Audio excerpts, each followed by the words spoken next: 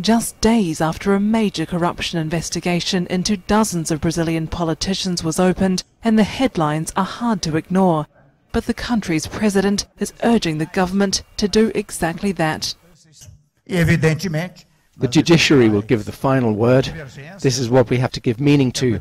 We can never paralyse the government. We have to continue.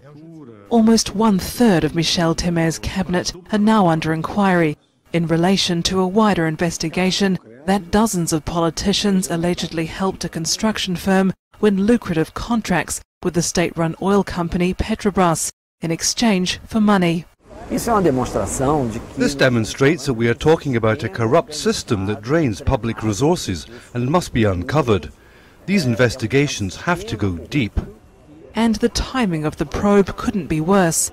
The government is trying to implement ambitious reform, including an overhaul of the pension system. Interest rates too were slashed this week as Brazil tries to tackle its worst recession in more than a century. The Brazilian economy is still in a tricky situation. Inflation is very high, and surprisingly high when you consider that the Brazilian economy has shrunk by 8% over the last couple of years. Temer has said he'll suspend any ministers charged with corruption, although no word if he'd do the same.